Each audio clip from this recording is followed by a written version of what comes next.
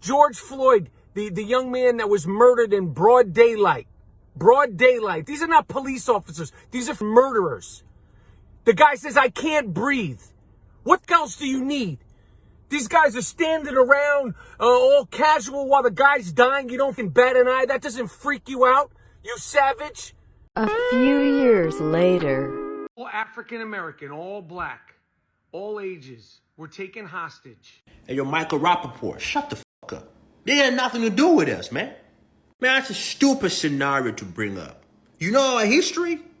You know, these people who claim to be black allies are the first people to throw black people under the bus and use black people for their own personal gains and shit. See, when the Black Lives Matter thing was going on, right? Save Black People's posters were being torn down. Did you say something about that? Black people, we gotta watch out for some of these people who claim to be our allies, because they'll be doing shit like this.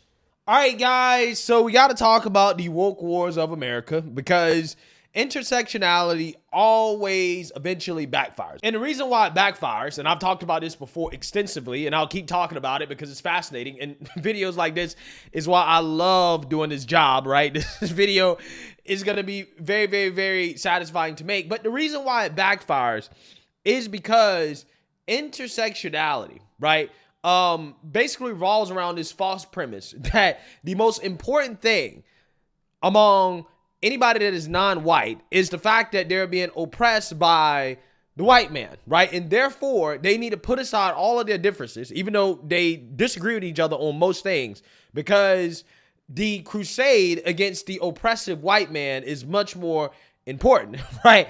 And that means that you have to be liberal, progressive, woke Democrats, right? This is kind of how it goes, right? However, again, that backfires because these so-called oppressed groups eventually realize that, hey, we're not all the same and we have competing interests. And then they end up arguing and fighting with each other because they realize that, oh, wait, our perceived oppression by the white man really doesn't mean that we're all the same, or that we all should think the same, or that we all agree with each other on every subject, right? And that puts into question the allyship that all these individuals have created, again, in their crusade against the alleged oppression by the white man.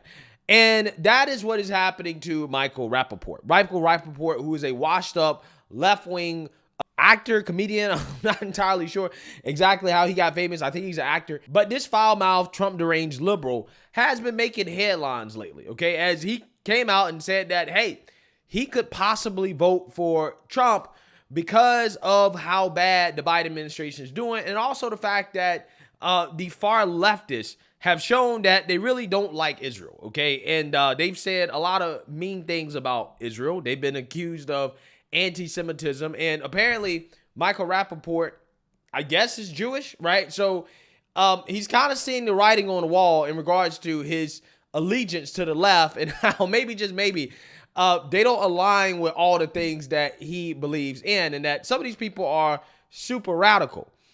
Now, this guy, Michael Rapaport, again, because he's a leftist, because he's a Democrat Party shill, he came out in support of BLM back during the George Floyd incident, okay? He was actively supporting Black Lives Matter. He was playing his role as a white ally to black people, okay, during that time, okay?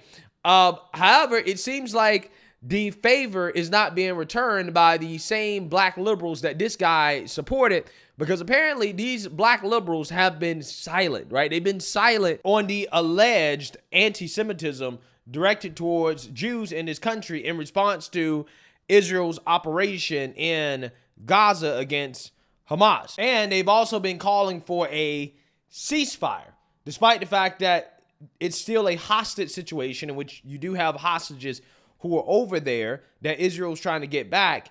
And Michael Rapaport, who, again, is Jewish, obviously does not support a ceasefire because he wants to get the hostages home, right? He wants to get the hostages home.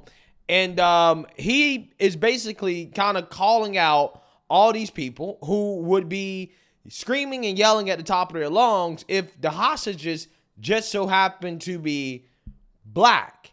And let's just say that pissed off a lot of black people. And I want to talk about it. But before we get into it, we have to have a word from the sponsor of this video, BioTrust. When it comes to stubborn belly fat, we're all looking for a miracle pill. Generally, you have to use multiple different products that target belly fat differently to manage excess fat around the abdominal area. Some products may focus on abdominal exercises or dietary changes, while others may focus on boosting metabolism or controlling cravings. Believe it or not, I found an exceptional alternative that uses naturally sourced and science-backed ingredients from Mother Earth and is more effective at targeting that stubborn belly fat, enhancing metabolism and promoting a toned midsection better than most weight management products that I've seen on the shelves at stores. And that is Belly Trim by BioTrust. Tens of thousands of 5-star reviews back up the notion that this amazing pill is not only a breakthrough in a bottle, but that it also helps remove the need for us to use countless diet pills and fat-burning supplements. The best part I love is that you can get 51% off for the rest of the month or until they sell out, whichever comes first. Plus, you'll receive several additional gifts valued at over $500 with every order for a limited time, including free shipping, a 60-day satisfaction guarantee, free VIP live health and fitness coaching for life, and 2 free new ebooks titled Top 10 Foods That Burn Belly Fat and Top 8 Exercises to Reduce Belly Fat at no additional cost to you. Go to trimwithpatriot.com. That's trimwithpatriot.com, or click the link down in the description below before this once-in-a-lifetime deal sells out. Yo, if 20 American tourists, 20 American tourists, forget the 1,200 people that were murdered, slaughtered, civilians. If 20 American civilians, all African American, all black, all ages, were taken hostage, and 10 of them were murdered, and there was 10 surviving American tourist hostages that were all black. There's not one motherfucker in this country that would be talking about ceasefire. There's not one person. It would be bring the hostages back, and they better be alive. They better be pristine. There wouldn't be no ceasefire. There would be no round. Can you imagine college students ripping down posters of 10 black people from America if they were taken hostage and 10 others were murdered? Nobody would be saying. The African American community would be demanding they came back. White people, black people, Jewish people would be demanding they come back. There wouldn't be a discussion of a ceasefire. That's a fact. Nobody can tell me that is not a fact. Forget the 1,200 other people that were murdered. I'm talking about just 10. I don't compare tragedies, 9/11 versus the Oklahoma City bombing versus this, that, and the third. If it was just 10 African American people, they would be demanding, everybody would be demanding, get them back, get them back, get them back. The word ceasefire wouldn't be in the vernacular.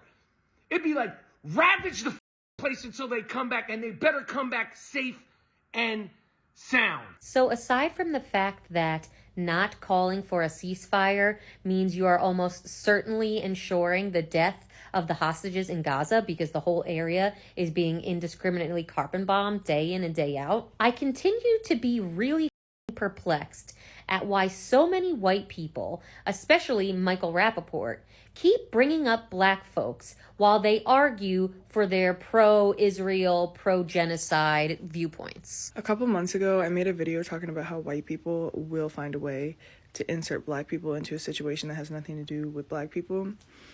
And you may have also noticed that Michael Rapaport has been going on a rampage on social media, talking about Hamas and Palestinian people in Israel, just saying things that are not true and talking about shit that doesn't matter, okay? For example, the other day he posted a video talking about y'all just hate Jewish people. You hate us because you ain't us. A creator on this app, I can't remember her username, I'll have to look it up. She said, "What are you talking about? I thought you were a white guy. I did not know you were Jewish. This has nothing to do with Jewish people. This is about a genocide happening in Gaza." Well, today, guess what he said? Guess what he said today? He said, if 20 black Americans had been taken as hostages by Hamas, they would already be freed. Hashtag Brittany Griner. And one of my favorite creators, Imani, can't remember her last name, but I'll tag her. She said, "So you agree that the U.S. will look for black people if it aids their political strategy?" But back to my main point, why are you talking about black people? Okay, I don't care that you're married to a black woman. You are not black. You are a white man. Keep black people out of your mouth. Just a little reminder for the girls in the back, coming close.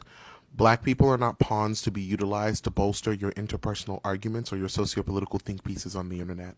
Beyond that, I would also like to ask where your delusional perspective comes from that America actively supports black people. You do forget that this is the same nation in which black people are 3 times more likely to be unalived by police than their white counterparts. The same nation in which the black maternal mortality rate is 4 times that of white mothers due to medical racism. Or are you forgetting the part that this is the same nation in which there are literal portions of the country actively banning books so they can teach a revisionist version of American history in which black people benefited from enslavement and systemic oppression? But this is the country that you believe is backing black people 100%. Are you delusional? This also completely ignoring the fact that the President of the United States, as well as the vast majority of news and media outlets, actively support you. Do me a favor. The next time that you want to make whatever arguments in support of your peoples, leave black people out of it. You ain't got to be wondering what the blacks are doing. We're minding our own business, and you should do the same. Free Palestine. I've made this request before, and I'm making it again. Whatever issue your community is dealing with, whatever the humanitarian crisis, the social issue, please don't compare it to the black experience. Please don't compare it to what if it was black people. I don't know why this continues to happen. I've seen it used in the trans debate. I've seen it used in the debate with little people. I've seen it used with undocumented immigrants. Please make your arguments stand on its own legs. There should be an articulation of how your point stands on your own legs without comparing it to black people. Please, we have enough we're dealing with. What do y'all think? I think personally, this is why I love this job. Okay, stories like this, videos like this, I enjoy making the most. Okay, watching the woke revolutionaries tear each other apart, crumble under the weight of sectionality. Okay, which is an ideology that, like I said, makes these people all think that they're allies, even though they're all quite different and they all have different interests, right? But what Michael Rapaport is saying there really pisses off people because he's actually making a correct point, right? He's making an observation that everybody knows that, yes, if those hostages happen to be American black people, that black people literally would be screaming at the top of their lungs, saying that we need to get them back and that there should be no ceasefire. And if we don't get them back, then that's proof and evidence that the United States of America doesn't care about black people and that, you know, is systemically racist. And we know this for a fact because we saw what happened with Brittany Griner. Right? With Brittany Griner, these people were boohoo, whining, crying, screaming at the top of their lungs about how Brittany Griner being locked up in Russia is proof that America is sexist and racist towards black people, right?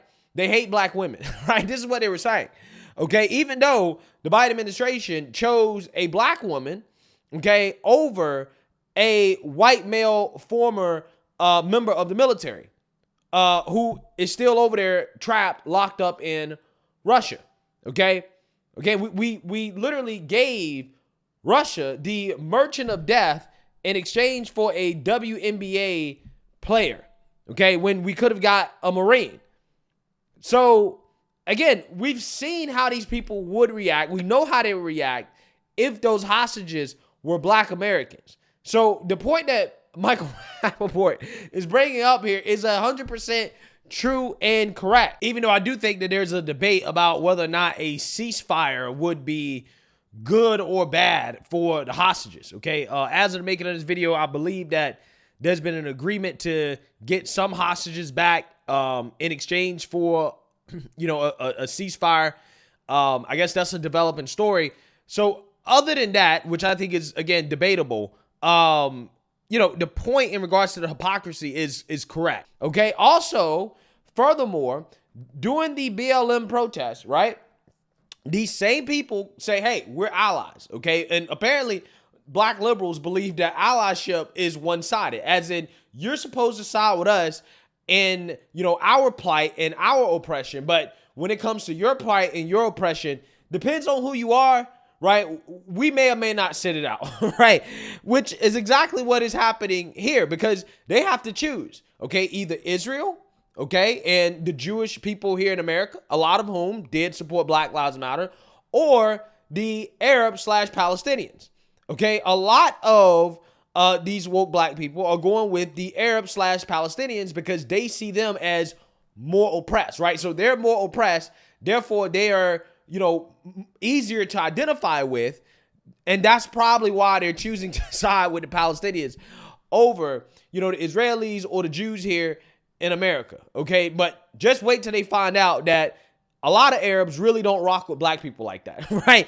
Just wait until they find out that some of these groups they support might be a little racist, right? I'm just saying.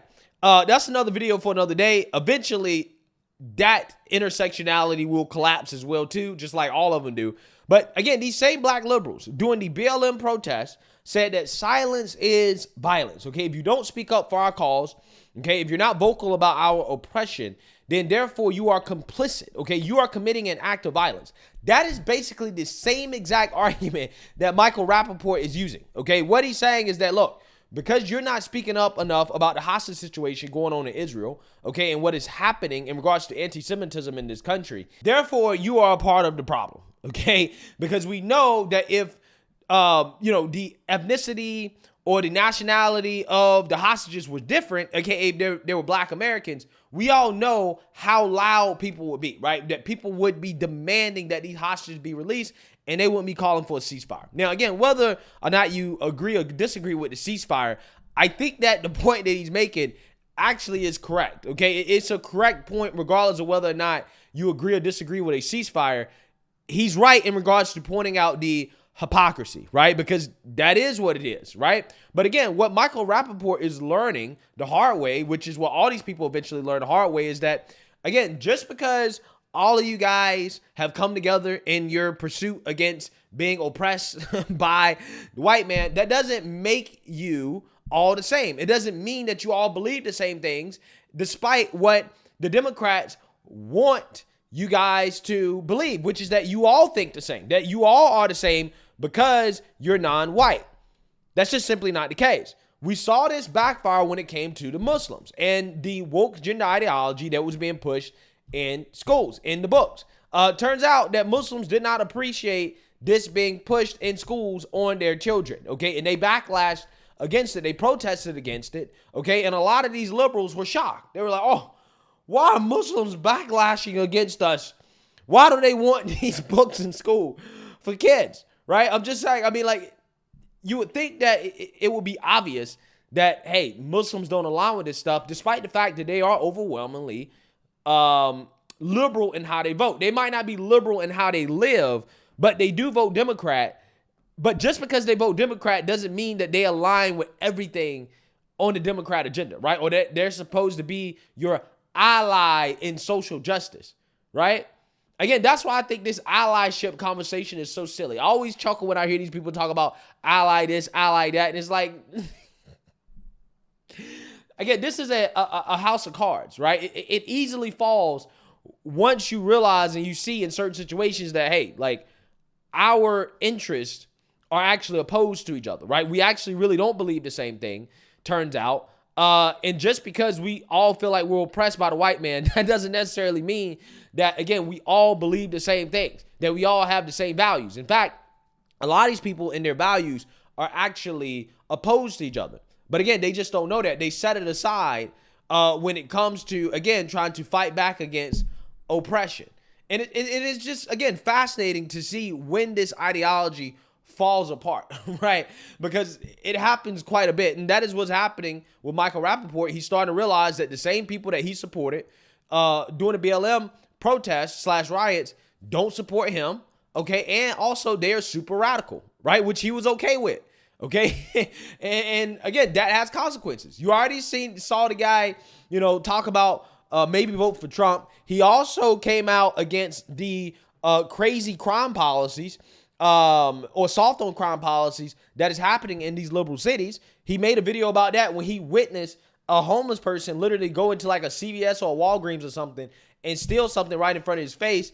He had a eureka moment, like, oh, this is terrible, right? This is bad. But again, all of that is a result of his support of BLM and the far left progressive social justice movement, even though it was clear at the time that these are radical, that these people have an agenda that's not good for this country, but he supported it anyways. So now he's facing the consequences of his support, and he's finding out the hard way that these people that he claims to love don't actually really love him, and they don't support his plight when he feels like that his people are being oppressed, and that, hey, people should stand up and voice their opinion or in support of him. Again, it's truly fascinating stuff. Let me know what you guys think. Make sure you like, comment, and subscribe. Most importantly, share a Black conservative perspective. Peace.